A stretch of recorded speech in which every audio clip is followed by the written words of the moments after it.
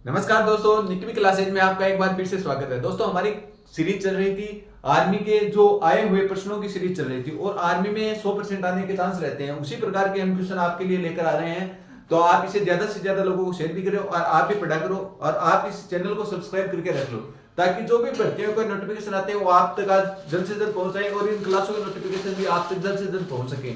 ठीक है दोस्तों, तो आज का हमारा स्टार्ट करते हैं। आज का हमारा क्वेश्चन क्या है? आज का हमारा क्वेश्चन है 6 रोग दिवस कब मनाया जाता है। दोस्तों, आर्मी का कोई भी पेपर उठा के देख लेना, आपको दिवस जितने भी है वो जनवरी, फरवरी, मार्च, अप्रैल, मई, जून, इस प्रकार से क्रम से दिवस आपको याद करने हैं, क्योंकि दिवसों से एक क्वेश्चन पक्का आता है और हम हर रोज दिवस लेकर आते हैं। उसमें हम 4 दिवस आपको हर रोज क्लियर करवाते हैं। तो भर्ती की तो 22 अप्रैल डेट है, उस तक तो आपके सभी दिवस एकदम कंटेस्ट याद भी हो जाएंगे।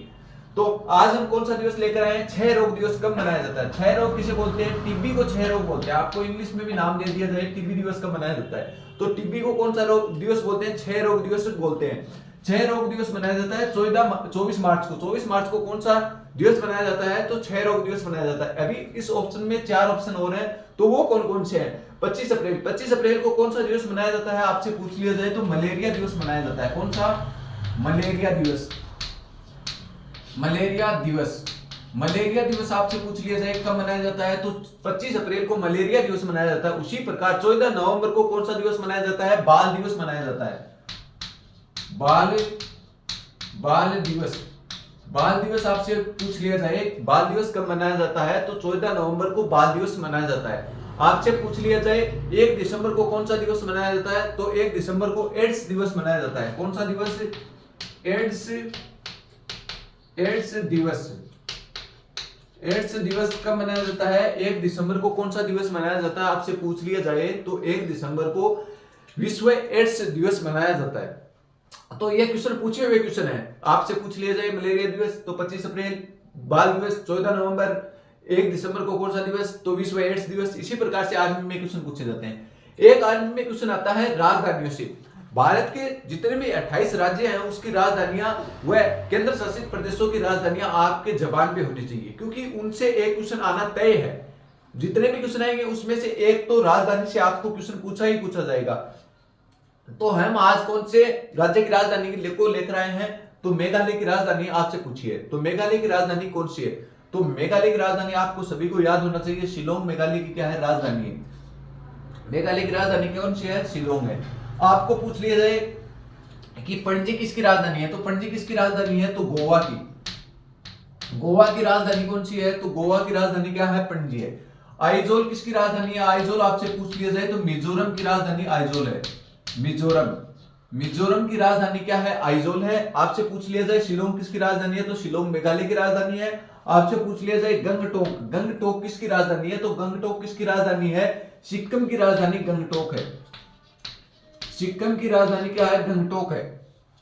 आपसे पूछ लिया जाए सिक्किम की राजधानी कौन सी है, तो गंगटोक है। शिलोंग किसकी राजधानी है? मेघालय की राजधानी है। आइजोल किसकी राजधानी है? तो मिजोरम की राजधानी है। और पणजी किसकी राजधानी है? तो गोवा की राजधानी है। ठीक है दोस्तों, इसी प्रकार एक अगला क्वेश्चन और आपके सामने पेश है। स्थायी सदन के नाम से किसे जाना जाता है? तो मैंने आपको बताया था कि संसद के कितने सदन होते हैं। यह संसद होती है, संसद के सदन। संसद के सदन। संसद के सदन कितने होते हैं? मैंने आपको बताया था संसद के सदन कितने होते हैं, तो 2 होते हैं। संसद के अंक कितने होते हैं, तो 3 होते हैं। मैंने कल ही बताया था। संसद का वर्णन आपसे पूछ लिया जाए तो अनुच्छेद 79 में संसद का वर्णन मिलता है। अनुच्छेद 79 में किसका वर्णन मिलता है? संसद का वर्णन मिलता है। संसद को हमने कितने भागों में बांटा था? सदन कितने बांटे थे? सदन 2 बांटे थे। सदन कौन कौन से बांटे थे? एक तो लोकसभा और एक हमने कौन सा सदन बांटा था? एक राज्यसभा। तो सदन यहीं पे कौन सा पूछा है? स्थायी सदन। तो ये 2 ऑप्शन तो आपके सामने कट गई। विधानसभा और राष्ट्रपति तो कट गए, क्योंकि ये तो संसद के सदन ही नहीं है। सदन तो 2 है, लोकसभा और राज्यसभा। आंसर तो इस 2 से ही आएगा ना। तो आपको बताना स्थायी सदन। एक होता है स्थायी सदन, एक होता है अस्थायी सदन। स्थायी सदन आपसे पूछ लिया जाए तो कौन सा है? स्थायी सदन तो है राज्यसभा। स्थायी सदन तो कौन सा है? राज्यसभा, जिसका वर्णन मिलता है अनुच्छेद 80। अनुच्छेद 83 में बताया गया है। 83 में बताया गया है किस प्रकार का सदन है? एक स्थायी सदन है। ठीक है दोस्तों, लोकसभा किस प्रकार का सदन है? अस्थायी सदन। इनके नाम आपको याद रखने हैं। अस्थायी सदन, अस्थायी, ये स्थायी सदन है, ये अस्थायी सदन है। ये लोकप्रिय सदन है क्योंकि लोकसभा के जो सदस्य होते हैं उसका निर्वाचन हम करते हैं। जैसे अभी लोकसभा के चुनाव आ रहे हैं तो इसको हम वोट देकर आते हैं ना, जबकि राज्यसभा के सदस्यों को क्या है, हम वोट नहीं देकर आते। जो लोकसभा को सदस्य हम चुनकर भेजते हैं या राज्यसभा के विधानसभा के सदस्य जो हम चुनकर भेजते हैं वो वोटिंग कर एक सदस्य को चुनते हैं। उसी प्रकार देखो राज्यसभा की सीटें कितनी है राजस्थान में, राज्यसभा की सीटें हैं 10 राज्यसभा की सीटों का निर्वाचन हम लोग नहीं करते हैं ना, वो तो हमारे चुने हुए प्रतिनिधित्व है उसका चुनाव कर भेजते हैं। तो ये किस प्रकार का सदन हुआ, लोकप्रिय सदन, क्योंकि जनता के बीच में आकर जो चुनाव लड़ता है वो कैसा व्यक्ति होता है, लोकप्रिय होता है। और जो जनता के सामने आकर चुनाव नहीं लड़ता, जनता उससे वोट नहीं देती है, तो वो क्या होता है, अलोकप्रिय होता है। तो इसका दूसरा नाम क्या हो गया, लोकप्रिय सदन। लोकप्रिय सदन, लोकप्रिय सदन। और ये जो राज्यसभा है अलोकप्रिय सदन, अलोकप्रिय सदन, अलोकप्रिय सदन। ठीक है दोस्तों, तो ये लोकप्रिय सदन है, वह अलोकप्रिय सदन है। ये किसका सदन है, ये मूर्खों का सदन है। इसमें बहुत सारे लोग, अन्य आलतू फालतू के लोग भी क्या बन जाते हैं, इसमें विधायक बन जाते हैं। इसमें क्या होता है, एक विवेकपूर्ण व्यक्ति क्या बनता है, सांसद बनने का काम करता है। तो ये कैसा सदन हो गया, ये मूर्खों का सदन हो गया, मूर्खों का सदन, मूर्खों का सदन, सदन। और ये किसका सदन हो गया, कौटिल्यों का सदन, कौटिल्यों का सदन, कौटिल्यों का सदन, का सदन। ठीक है दोस्तों, और इसका दूसरा नाम क्या है, ये क्या है, निम्न सदन है, और वो क्या है, उच्च सदन। तो इसे कौन सा सदन बोलते हैं, निम्न सदन, निम्न सदन। और ये क्या है, उच्च सदन, क्योंकि इसका निर्वाचन हम नहीं करते हैं, तो ये कैसा सदन हो गया, उच्च सदन। तो ये थे जो राज्यसभा और लोकसभा के जो उपनाम है वो आपसे पूछे जा सकते हैं। वो मैंने सभी नाम आपके सामने पेश कर दिए हैं। जैसे लोकसभा को क्या बोलते हैं, अस्थायी सदन, लोकप्रिय सदन, मूर्खों का सदन, निम्न सदन। ये आपको 4 नाम देखने को पेपर में मिलेंगे। ठीक है, जैसे राज्यसभा के क्या उपनाम है, तो राज्यसभा कैसा सदन है, स्थायी सदन है, अलोकप्रिय सदन है, कौटिल्यों का सदन है, और किस प्रकार का सदन है, उच्च सदन है। तो ये है इनके नाम। लोकसभा का वर्णन पूछे तो लोकसभा का वर्णन अनुच्छेद 81 में मिलता है, अनुच्छेद 81 में। राज्यसभा का अनुच्छेद 80 में, जबकि संसद का वर्णन अनुच्छेद 79 में मिलता है। ठीक है दोस्तों, तो अभी तक क्या पढ़ा, अभी तक हमने तो 4 दिवस पढ़े। कौन कौन से दिवस, 6 रोग दिवस पढ़ा था 24 मार्च को, 25 अप्रैल को कौन सा दिवस पढ़ा है हमने, मलेरिया दिवस पढ़ा है, और 14 नवंबर को हमने कौन सा दिवस पढ़ा, बाल दिवस पढ़ा है। इसके बाद में हमने 1 दिसंबर को कौन सा दिवस पढ़ा, 1 दिसंबर को एड्स दिवस हमने पढ़ा है। ठीक है दोस्तों, आगे बात करते हैं मेघालय की राजधानी कौन सी है। तो मेघालय की राजधानी तो हमने पढ़ी है, उसके साथ में हमने 3 राज्यों की और राजधानी पढ़ी है। तो मेघालय की राजधानी क्या है, शिलोंग है, और गंगटोक किसकी राजधानी है, सिक्किम की राजधानी है। आगे बात करते हैं आइजोल, आइजोल किसकी राजधानी है, तो मिजोरम की राजधानी है। और पणजी किसकी राजधानी है, तो गोवा की राजधानी क्या है, पणजी है। ठीक है दोस्तों, आगे हम बात करते हैं स्थायी सदन के नाम से किसे जाना जाता है। तो संसद के 2 सदन होते हैं, 2 सदनों में 2 सदन कौन कौन से, लोकसभा, राज्यसभा। संसद का वर्णन अनुच्छेद 79 में, लोकसभा का वर्णन अनुच्छेद 81 में, राज्यसभा का वर्णन अनुच्छेद 83 में क्या बताया गया है। संसद का क्या कौन सा सदन है, ये स्थायी सदन है, राज्यसभा, और अलोकप्रिय सदन है, कौटिल्यों का सदन है, और उच्च सदन के नाम से इसे जाना जाता है। इसके बाद में हमने बात की थी लोकसभा। लोकसभा किस प्रकार का सदन है, अस्थायी सदन है, अलोकप्रिय सदन है, लोकप्रिय सदन है। जिसके बारे में बात की थी हमने, किस प्रकार का सदन है, मूर्खों का सदन है, और निम्न सदन के नाम से इसे जाना जाता है। तो ये हमने बात की थी इन क्वेश्चनों में। अब आप एक बार इसका स्क्रीनशॉट लें, फिर हम और आगे के जो क्वेश्चन है उसके बारे में हम चर्चा करते हैं। दोस्तों आगे बात करते हैं हम कवक का अध्ययन। कवक का अध्ययन किसमें किया जाता है, आपसे क्वेश्चन क्या पूछा गया, कवक का अध्ययन किसमें किया जाता है।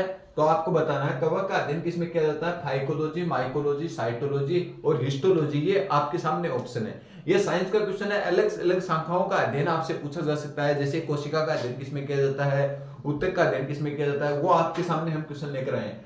तो इसमें कवक का अध्ययन आपसे पूछा है, तो कवक का अध्ययन किसमें किया जाता है, माइकोलॉजी में किया जाता है। ये कई बार क्वेश्चन पूछा हुआ क्वेश्चन है। वो बात करते हैं फाइकोलॉजी। फाइकोलॉजी में किसका अध्ययन किया जाता है, तो शैवालों का अध्ययन, शैवालों का अध्ययन, शैवालों का अध्ययन किसमें किया जाता है, अध्ययन फाइकोलॉजी में किया जाता है। फाइकोलॉजी में किसका अध्ययन किया जाता है, शैवालों का अध्ययन किया जाता है। माइकोलॉजी में किसका अध्ययन किया जाता है, तो कवकों का अध्ययन किया जाता है। साइटोलॉजी, इसमें कोशिका का अध्ययन किया जाता है।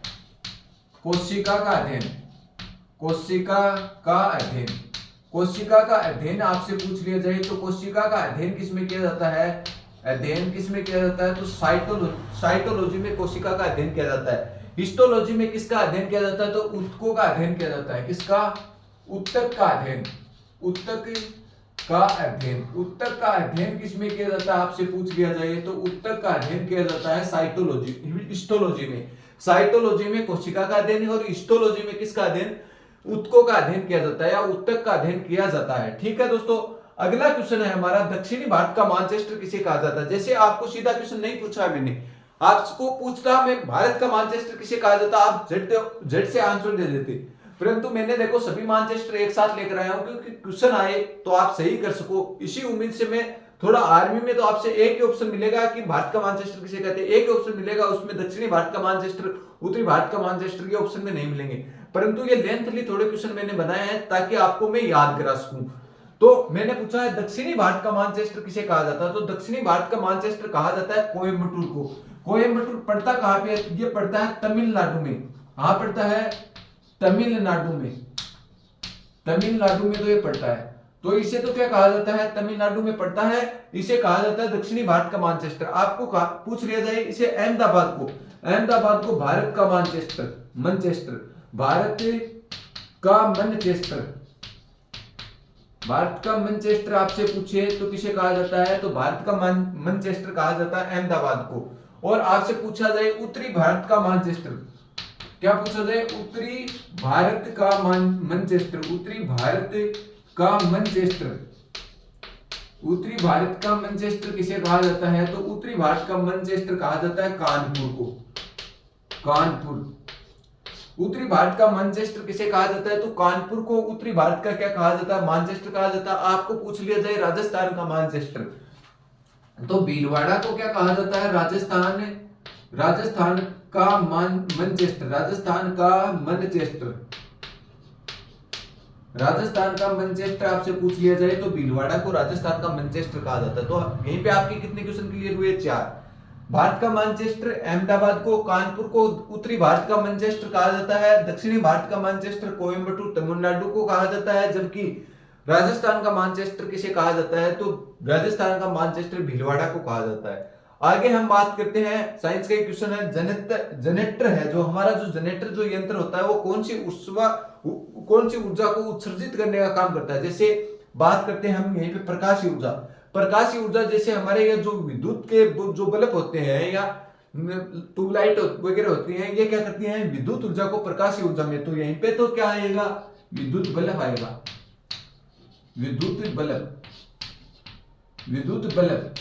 तो विद्युत बल्ब किसको करते हैं, विद्युत ऊर्जा को प्रकाशीय ऊर्जा में बदलने का काम करते हैं। उष्मा ऊर्जा, उष्मा ऊर्जा में जैसे हमारी राहड़ होती है या हीटर होता है, ये उष्मा ऊर्जा में, या सूर्य, सूर्य क्या पर्याप्त करता है, हमें उष्मा ऊर्जा प्राप्त करता है सूर्य। ठीक है दोस्तों, आगे बात करते हैं विद्युत ऊर्जा। तो जो जनरेटर होता है ये यांत्रिक ऊर्जा को किसमें परिवर्तित करने का काम करता है, विद्युत ऊर्जा को। तो हमारा आंसर तो ये सही है, कौन सी ऊर्जा को, यांत्रिक ऊर्जा को विद्युत ऊर्जा में परिवर्तित करने का काम करता है। और यांत्रिक ऊर्जा कौन सी है, जैसे विद्युत मोटर जो हमारी होती है, कौन सी, विद्युत मोटर, विद्युत मोटर, विद्युत मोटर कौन सी ऊर्जा पाई जाती है, विद्युत मोटर में तो यांत्रिक ऊर्जा पाई जाती है। क्यों, क्या काम करती है विद्युत मोटर, विद्युत मोटर होती है जो क्या काम करती है, पानी निकालने का काम करती है। कुएं वाली जो मोटर होती है वो भी क्या होती है, यांत्रिक ऊर्जा पाई जाती है, उसमें भी वो क्या करती है, करंट जाता है, बिजली का करंट जाने के बाद अब वो चालू होती है, चालू होने के बाद वो क्या करती है, बाहर पानी देने का काम करती है। तो ये था, तो आपको एक तो ये याद रखना है, ये तो यहीं पर तो विद्युत जनरेटर आया, जैसे लाउड स्पीकर क्या कौन सी ऊर्जा को किस ऊर्जा में परिवर्तित करता है, तो विद्युत ऊर्जा को लाउड या जो ध्वनि ऊर्जा में परिवर्तित करने का काम करता है। जैसे सोलर प्लेट है, सोलर प्लेट क्या काम करती है, उष्मा ऊर्जा को विद्युत ऊर्जा में परिवर्तित करने का काम करती है। इस प्रकार से आपको और भी अन्य कई प्रकार के क्वेश्चन पूछे जा सकते हैं, जैसे रासायनिक परिवर्तन, भौतिक परिवर्तन से आपसे क्वेश्चन पूछा जा सकता है, वहीं से आप कंसेप्ट क्लियर करके रखना। तो हम साथ साथ क्वेश्चन तो ले रहे हैं, परंतु आप थ्योरी का भी थोड़ा थोड़ा ध्यान करके रखा करो, तो ताकि आप याद हो सके आपके। तो अभी हमने क्या पढ़ा, अभी हमने पढ़ा कवक का अध्ययन। कवक का अध्ययन किसमें किया जाता है, कवक का अध्ययन माइकोलॉजी में किया जाता है, जबकि फाइकोलॉजी में किसका अध्ययन किया जाता है, शिवालों का अध्ययन। शिवालों का अध्ययन किसमें किया जाता है, तो फाइकोलॉजी में शिवालों का अध्ययन किया जाता है। बात करते हैं साइटोलॉजी। साइटोलॉजी में किसका अध्ययन किया जाता है? तो साइटोलॉजी में कोशिका का अध्ययन किया जाता है।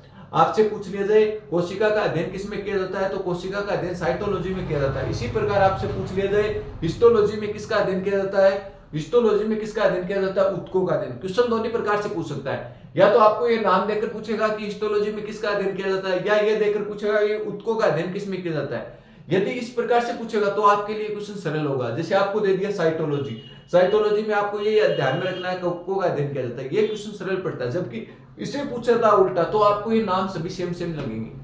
ठीक है, तो दोस्तों आगे बात करते हैं दक्षिणी भारत का मानचेस्टर किसे कहा जाता है? दक्षिणी भारत का मानचेस्टर कोयम्बटूर तमिलनाडु को दक्षिणी भारत का मानचेस्टर कहा जाता है। जबकि भारत का मानचेस्टर आपसे पूछ लिया जाए, भारत का मानचेस्टर अहमदाबाद को कहा जाता है। वैसे बम्बई भी आपको कई जगह दिखाई दे सकता है। ठीक है दोस्तों, बात करते हैं उत्तरी भारत का मानचेस्टर किसे कहा जाता है? तो उत्तरी भारत का मानचेस्टर कानपुर को उत्तरी भारत का मानचेस्टर कहा जाता है। आगे बात करते हैं राजस्थान का मानचेस्टर किसे कहा जाता है? तो भीलवाड़ा को राजस्थान का मानचेस्टर कहा जाता है। बात करते हैं जनरेटर यंत्र किस प्रकार की ऊर्जा को उत्पन्न करने का काम करता है? तो जनरेटर विद्युत ऊर्जा उत्पन्न करने का काम करता है। यांत्रिक ऊर्जा से विद्युत ऊर्जा में बदलने का काम किसका है? विद्युत जनरेटर का है। बात करते हैं प्रकाशीय ऊर्जा, प्रकाशीय ऊर्जा को विद्युत बल्ब जो है वो प्रकाशीय ऊर्जा को बदलने का काम करते हैं। बात करते हैं उष्मा ऊर्जा, उष्मा कहां से प्राप्त होती है? तो सूर्य से। तो सूर्य का क्या काम है? उष्मा उत्सर्जन करने का काम। यांत्रिक ऊर्जा को कौन परिवर्तित करता है? तो विद्युत मोटर होती है, वो विद्युत ऊर्जा को किसमें परिवर्तित करने का काम करती है? यांत्रिक ऊर्जा में परिवर्तित करने का काम करती है। तो दोस्तों ये थे आज की क्लास के हमारे क्वेश्चन। इसी प्रकार आपकी क्लासें हर रोज आती रहती हैं।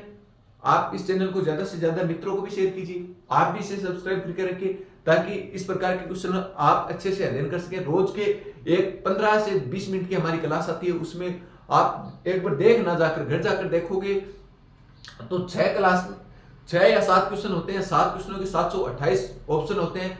तो कम से कम 30 से 35 या 40-50 क्वेश्चन हर रोज 15 मिनट की क्लास से आपको मिल जाते हैं। आप ऑफलाइन कोचिंगों में भी जाओगे ना तो आपको इतना मटेरियल आपको नहीं मिलेगा, और आपको 20 मिनट ध्यान पूर्वक घर बैठकर आराम से क्लास लोगे ना तो उसमें आपको 50 क्वेश्चन याद हो रहे हैं, और लिख कर याद करोगे तो आपको मैं गारंटी देता हूँ एक भी क्वेश्चन आपका गलत नहीं होगा आर्मी के अंदर। तो आप तो नियमित रूप से 22 तारीख तक आपकी जब पेपर स्टार्ट होता है तब तक क्लास लीजिए। वैसे मेरी आपसे ये रिक्वेस्ट है कि आप नियमित रूप से क्लास लेना और शिद्दत से इसे याद करोगे तो आपके याद हो जाएंगे, क्योंकि मैं इसी प्रकार से पढ़ाता हूं कि बच्चे का कहीं भी क्वेश्चन गलत ना हो जाए। ठीक है, तो दोस्तों आज की कक्षा में इतना ही, आगे और हमारी चर्चाएं जारी रहेंगी। धन्यवाद दोस्तों।